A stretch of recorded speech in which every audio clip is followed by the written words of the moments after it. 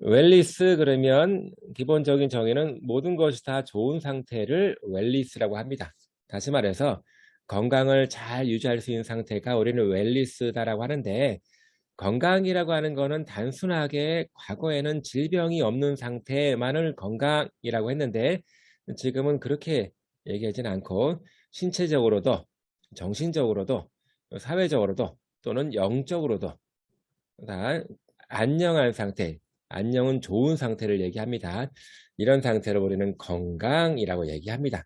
과거보다는 굉장히 포괄적으로 접근하고 있는 게 웰리스라고 볼 수 있습니다. 사실 과거에는 건강에 대한 기준이 일반적으로 질병이 없거나 허약하지 않다였기 때문에 웰리스의 개념이 없었죠. 근데 최근에는 이제 웰리스의 개념이 생기면서 나이 들어서의 삶을 좀 더 통합적으로 좋은 쪽으로 유지하기 위해서 이런 식의 개념들이 많이 나타나고 있는 겁니다. 건강에 대한 여러 가지 말들이 있습니다. 건강에 대한 거는 개인이 할 수 있는 잠재력을 최대화시키는 기능들이 통합된 것, 이렇게 얘기하기도 하고, 웰리스는 뭐 건강을 증진시키는 생활 습관, 행동 연습 이렇게 강조하기도 합니다. 또 좀 쉽게 정의를 내린 거는 가장 즐거운 삶, 재밌는 거, 가장 좋은 거 등등 최상의 서비스 등등 이런 식의 개인 상태를 웰리스다 한다. 어쨌든 웰리스 그러면 모든 것들이 다 좋은 상태를 웰리스다 이렇게 보면 되겠습니다. 자, 노인의 웰리스. 노인은 신체적으로 자꾸 퇴화되고 점점 더 이제 질병이라도 있으면 다른 사람의 도움이 필요한데, 타인의 도움이 없이도 잘 거동할 수 있는 능력을 우리는 신체적 웰리스라고 하는 거죠. 그러기 위해서는 우리가 매일매일 운동해야 되고 신체 관리를 해줄 필요가 있습니다.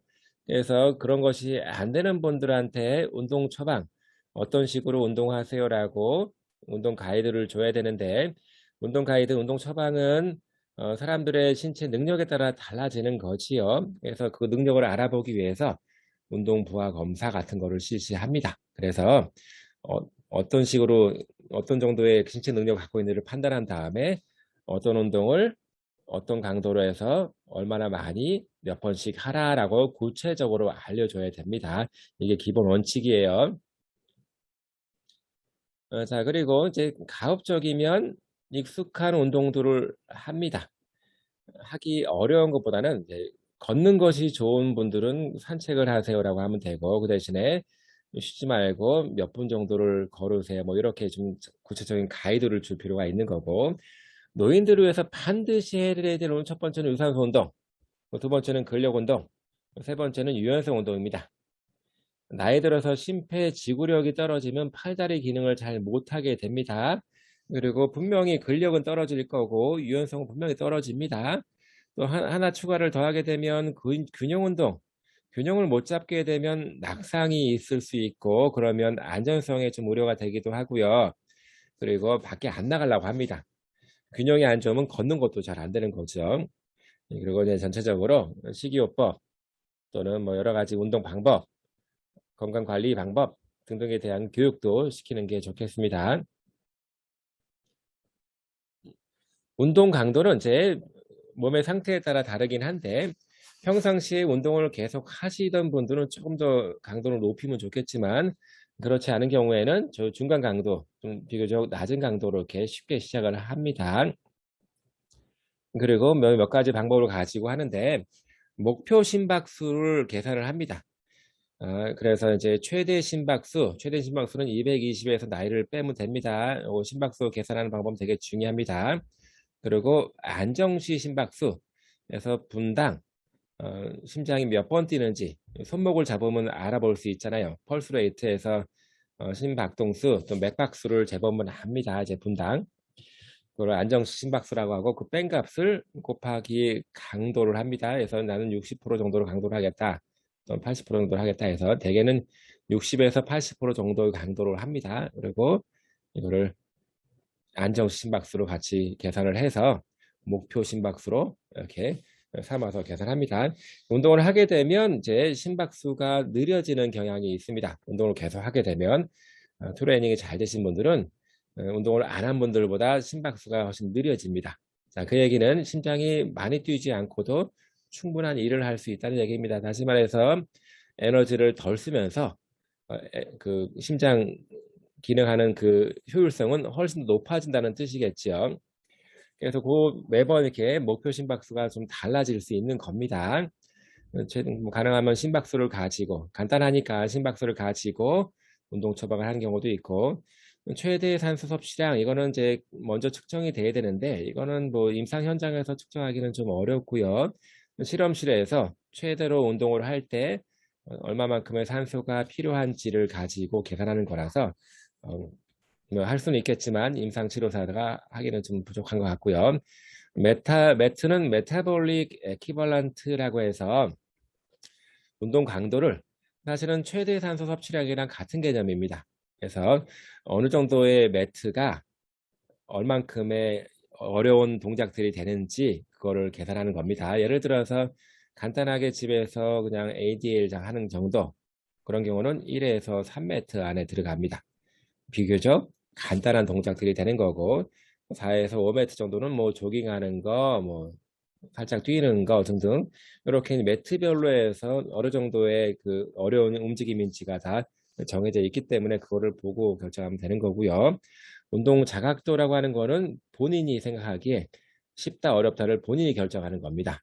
그래서 본인이 결정해서 어느 정도로 어렵게 해야 되겠다라고 해서 결정해서 운동 처방을 해주는 거. 대개는 6에서부터 한 20 정도까지 있는데 6은 아주 쉬운 거.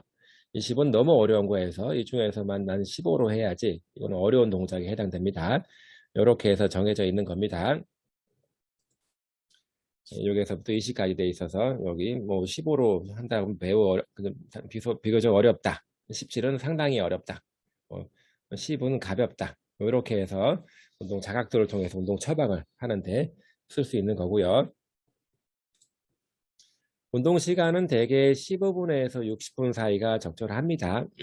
그리고 비만이 있거나 당뇨인 경우는 낮은 강도로 해서 30분 이상 꾸준하게 하는 게 좋겠고 운동 빈도는 3회 이상을 해야 됩니다. 뭐 한 번, 두 번만 해주면 안 됩니다.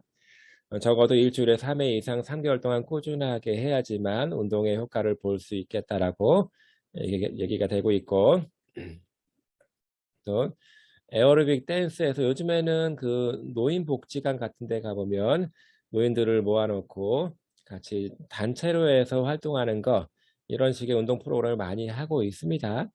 그래서 이게 에어로빅 댄스에서 좀 비교적 격렬하지 않은 그런 동작을 통해서 댄스로 해서 하는 경우도 있고 게이트볼 같은 경우는 뭐 지역적으로 게이트볼장도 많이 만들어져 있고 노인들이 많이 하고 있는 것 같습니다. 어쨌든 간에 그 게임 규칙이 어렵지 않아서 쉽게 즐길 수 있는 것 같기도 하고요. 또 요가는 주로 유연성 운동을 많이 강조하는 방법이라고 볼 수 있겠죠. 그래서 명상과 호흡서부터 해서 스트레칭에 대한 복합적인 방법으로 노인들한테 적합합니다.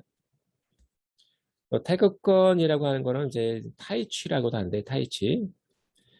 태극권 그러면 무술이 아니라 율동적으로 느린 움직임을 하는 거잖아요. 그래서 태극권이 장점 중에 하나는 느리게 움직이고 율동적으로 활동이 되기 때문에 동작을 그렇게 만들어 가기 때문에 노인들이 관절이 가뜩이나 안 좋은데 격렬한 운동을 하게 되면 관절 손상이 많이 옵니다만 태극권 또는 타이치처럼 느리게 호흡법과 같이 하게 되면 훨씬 더 안전하게 관절 부담 없이 운동할 수 있겠다고 하는 거죠. 자, 특히 이제 유연성 운동 반드시 해야 되고요. 스트레칭. 우리 몸에서는 짧아지기 쉬운 근육들이 있고 노인들의 근육은 젊은 사람들보다 훨씬 더 뻣뻣합니다. 그렇기 때문에 하루의 운동, 스트레칭 운동을 꾸준하게 해줄 필요가 있어요. 대신에 좀 주의해야 될 거는 젊은 사람들보다 뻣뻣하기 때문에 혹시라도 스트레칭 하면서 다칠 위험이 있어서 좀 주의를 할 필요가 있습니다. 자, 이거 뭐 아령을 들고 뭐 지팡이 들고 할 수도 있고 아니면 그냥 지팡이 없이 할 수 있는 거고 자가 운동으로 해서 본인 스스로 제 저항을 주면서 할 수도 있고 벽에다 공을 딱 하나 놓고 RM 운동을 아래 위로 굴리면서 할 수 있는 겁니다. 또 생활 중에 제 식재료 이용해서 이렇게 운동하는 경우도 있고 또 간단하게 발 뒤꿈치 들면서 이렇게 다른 쪽의 근육 운동을 같이 한꺼번에 해줄 수도 있습니다. 방법은 여러 가지가 있겠죠. 이제 특히 이제 가슴 앞쪽 근육은 짧아지기 쉬운 근육이라서 이렇게 뒤춤지고 팔 벌리면서 가슴 벌리게 되면 앞쪽에 있는 큰 가슴근 또 작은 가슴근을 좀 스트레칭 할 수가 있겠습니다. 허리를 좀 많이 숙이게 되면 뒤쪽에 있는 근육들을 많이 스트레칭 할 수 있는 거고, 또 큰 가슴근을 스트레칭 하기 위해서 모서리 쪽에 서서 이렇게 팔굽혀펴기 하듯이 앞쪽으로 숙이게 되면 가슴 앞쪽에 막 벌어지면서 스트레칭이 됩니다. 마찬가지로 이제 테이블에서 몸통을 숙이면서 어깨 쪽에 움직임 범위를 늘려가는 그런 운동도 할 수 있습니다. 또 영양에 대한 건데, 이거는 뭐 다이어트 그러면 사실은 물리치료 분야랑 크게 관련이 없다라고도 볼 수 있는데, 이거는 우리가 상식적으로 좀 알 필요가 좀 있는 것 같아요. 자, 우리 노인들이 많이 오기 때문에, 물리치료 받으러 노인들이 많이 오기 때문에 전체적인 관리에서 영양 관리가 굉장히 중요할 수도 있습니다. 물리치료가 아무리 잘 된다고 하더라도 이런 영양적인 관리가 안 되면 그 효과가 오래 지속이 안 되거나 덜 효과적일 수가 있기 때문에 우리가 좀 상식적으로 알고 이런 식의 가이드를 해줄 수 있으면 좋겠습니다. 일단 중요하게 이제 운동은 매일매일 해야 되는 거고요. 그리고 곡식류 같은 거는 많이 먹을수록 좋습니다. 그리고 건강에 좋은 지방 견과류라든가 뭐 이런 땅콩류 뭐 이런 것들은 전부 다 건강에 좋은 기름이라 볼 수 있고, 먹지 말아야 될 것들은 이제 육류 같은 경우는 이제 돼지고기, 소고기 통해서 오는 그런 기름들은 사실은 몸에 좋지 않을 수도 있기 때문에 가급적이면 하지 않으면 좋겠다. 그리고 흡연이나 음주는 좀 조심하는 게 좋겠고요. 비타민 D 같은 경우는 매일 먹는 게 좋겠습니다. 어쨌든 간에 이런 음식에 대한 거를 좀 잘 고려해서 주의해서 섭취하는 게 좋겠습니다. 남자들 같은 경우는 뭐 2000칼로리 정도, 또 여자들은 1600칼로리 등등에 대한 거를 에너지 섭취를 하도록 권장하고 있어요. 그래서 노년기의 식생활 습관을 잘 유지하는 게 이제 중요한데, 뭐 그래서 나이가 들수록 먹는 게 더 중요하다는 말도 있습니다. 그래서 어, 한 번에 많이 폭식을 취하는 것보다는 조금씩 먹어서 규칙적으로 하는 게 좋겠고, 또 좀 덜 움직이는 분들은 좀 적게 식사를 하는 게 좋겠죠. 그리고 많이 움직이는 것이 불편하다라고 하면 간편식으로 해서 좀 미리 준비해서 먹을 수 있는 프로그램들도 많이 유지가 되고 있습니다. 몇 가지 지침들이 있어서 이런 지침들을 잘 지키게 되면 영양 권장량에 대한 것들은 잘 이어질 수가 있을 것 같아요. 뭐 지질, 뭐 이건 뭐 불포화 지방산, 뭐 단일 불포화 지방산, 포화 지방산 1대1대1로 먹으라고 하는 거, 뭐 비타민 D 부족 이거는 굉장히 중요하게 섭취를 해야 됩니다. 비타민 제제를 없으면 뭐 음식물을 통해서 골고루 섭취할 수 있으면 다행이지만 그래도 일정량을 섭취가 안 되는 비타민들도 있거든요. 그런 거는 이제 약으로 섭취를 해야 됩니다. 영양제로 섭취를 해야 됩니다. 칼슘이라든가 철분, 나트륨도 이렇게 섭취를 해야 되겠지요. 자, 이게 식생활 습관이 좀 좋지 않게 되면 뭐 심혈관 질환이라든가 동맥경화, 뭐 저혈압 등등이 나타날 수가 있습니다. 특히 뇌졸중 환자분들이 종종 삼킴 장애가 많이 생길 수가 있습니다. 그래서 이게 식도로 넘어가야 되는데 기도로 넘어가면서 살에 걸리고 그런 경우는 폐렴이 생길 수도 있겠지만 뭐 음식물을 섭취하는 거가 상당히 어려워지는 경우가 많아서 영양결핍의 우려가 나타날 수가 있는 거지요. 또 악성 빈혈 같은 경우는 좀 비타민 12번, 12에 대한 결핍 때문에 생기는 거라 볼 수 있고요. 또 관상동맥 또는 이제 심장동맥에 문제가 있으면 분명히 호흡곤란이 옵니다. 또 식욕부진 그런 것도 같이 올 수 있고요. 그래서 만성 질환들 때문에 올 수 있는 영양 문제도 있다라고 하는 것도 우리가 알 필요가 있겠고요. 왜 그러냐면 노인들은 이런 질환들이 워낙 많기 때문에 그렇습니다.